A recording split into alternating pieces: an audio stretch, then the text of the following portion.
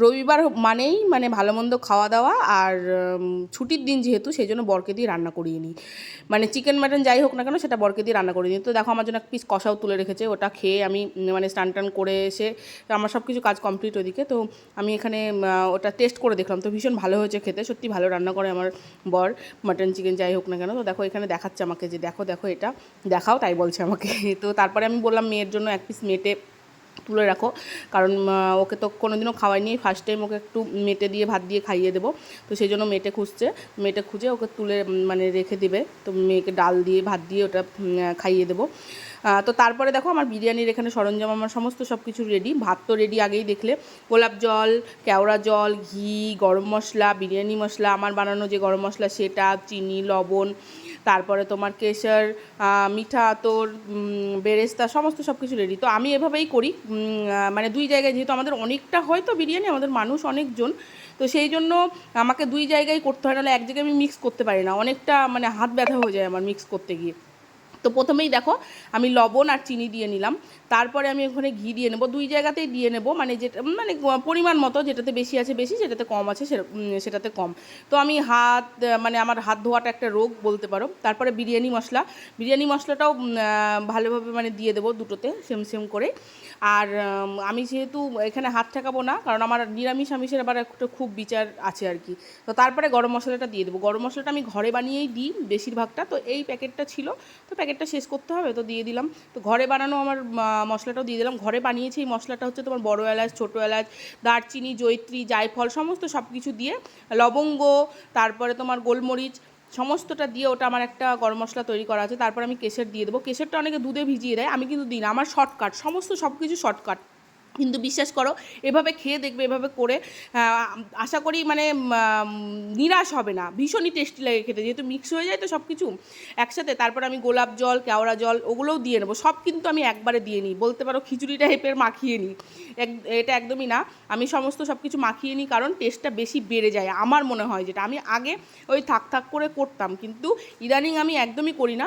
একদিন এভাবে ট্রাই করেছিলাম, তো সেটাতে আমার দেখলাম বেশি টেস্টি লাগে, ওই জন্য তারপর থেকে আমি একদম এভাবেই করি। তো তারপরে দেখো এই যে এগুলো মশলাপাতি সমস্ত সব কিছু দেওয়া হয়ে গেছে। তারপরে আমি এখানে বেরেস্তাটা দিয়ে নেবো, বেরেস্তাটা দিতে ভুলে গেছিলাম, এখানে ছিল বাটিটা ছোট্ট, বুঝতে পারিনি। তো তারপরে আমি বেরেস্তাটা দুটো পাত্রেই আমি দিয়ে নিলাম। তারপরে এখান থেকে আমি কিছুটা ঝোল নেবো, সে চিকেন হলে চিকেনের ঝোল নিই, মাটন হয়েছে আজকে মাটনের ঝোল নিতে হবে। মানে মেন কথা একটু তেলটা বেশি, যেদিন বিরিয়ানি করি সেদিন আমি মানে চিকেন বা মাটন সেটাকে আমি একটু তেল বেশি দিয়ে রান্না করি। তো তেল তেল টাইপের করে এই ঝোলটা তুলে নিই, তো তুলে নিয়ে সেটা আমি বিরিয়ানিতে দিয়ে নেবো। তো বিরিয়ানিতে দিয়ে তারপরে ওটা ভালো করে মিক্স করতে হবে, মানে তাই বলে আবার ভাত কেটে গেলে হবে না, আস্তে আস্তে মানে ঝান্না হাতা বা এরকম চামচ টাইপের খুন্তি দিয়ে করলে হবে না। তো ওটা নিয়ে ভালো করে দেখো দেখো মিক্স করে নিচ্ছে। আর কেশরের যে রঙটা সেটা এখন বোঝা যাবে না, ওটা মানে স্টিম হওয়ার পরেই কেশরের রঙটা ভালো মতো বোঝা যাবে। তো আমি দুটো জায়গাতে একসাথে মিক্স করে নিই, কিন্তু এটা আমি এক জায়গায় করে দিয়েছি, দেখো দেখো এটা আমি এক জায়গায় করে দিয়েছি, এটা মানে ভালো মিক্সটা ভালো হয়ে যায়। তারপর আমি এখানে ওপর দিয়ে মিঠা আতরটা ছিটিয়ে দেবো, মিঠা আতরটা পরিমাণ মতো দিতে হবে, অল্পই দিতে হয়, বেশি দিলে আবার তেতো হয়ে যায়।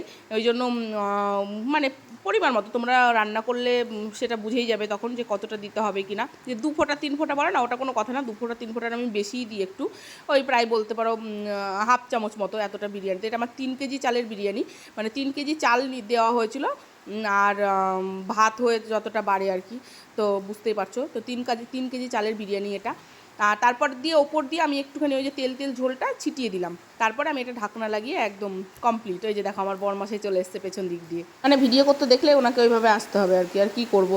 তো যাই হোক এটা এত ভারী ছিল আমি মানে বয়ে নিয়ে যেতে পারছিলাম না, তো আমার বরকে বললাম একটু নিয়ে যাও, উনি তো আবার নিচে চলে গেলেন কি একটা কাজে, তো আমাকেই সেই নিয়ে যেতে হলো। আমার না ভয় লাগে মাঝে মাঝে, আমার আবার পেটে ব্যথা করে তো ওই আর কি।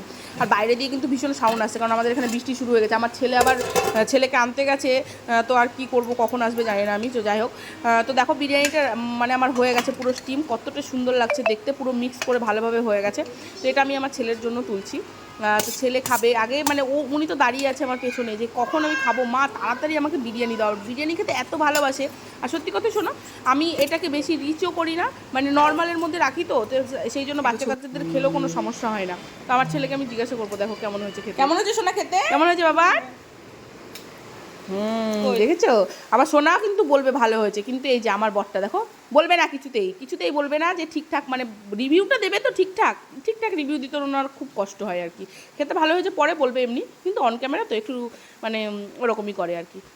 তো যাই হোক, ভালোই হয়েছে বলেছে খেতে, রিভিউটা আমি পেয়ে গেছি। দেখো যখন রান্না করি তো রান্না করে যখন আমি কাউকে খাওয়াই, সে যদি বলে যে রান্নাটা ভালো হয়েছে, মানে রান্না করাটা আসলেই সার্থক হয়ে যায়, সত্যি কথা। এটা সবার ক্ষেত্রেই হয়। মানে তারপরে যদি কেউ কোনো কিছু বলে যে না একটু ভালো হয়নি বা কোনো কিছু হয়েছে, লবণ বেশি কি কম হ্যানা টানা, মনটাই খারাপ হয়ে যায়। মানে রান্না করে খাইয়ে ভালো, মানে ভালো কিছু খাইয়ে যে সুখটা পাওয়া যায় না, সেই সুখ হয়তো অন্য কিছুতে পাওয়া যায় না। তারপরে দেখো আমি তো ধীরে সুস্থে খাচ্ছি। তো যেহেতু মেয়েকে নিচে পাঠিয়ে দিয়েছি, আমি কিন্তু মেয়েকে উপরে রাখিনি, মেয়েকে নিচে পাঠিয়ে দিয়েছি, ও খেলা করছিল। তো আমি ভাবলাম এই ফাঁকে আমিও খেয়ে নিই। তো খেতে তো ভীষণ ভালো হয়েছে, তোমরাও ট্রাই করো এভাবে খেয়ে। আর ভিডিওটা কেমন লাগলো অবশ্যই জানিও, আর একটা লাইক করে দিও।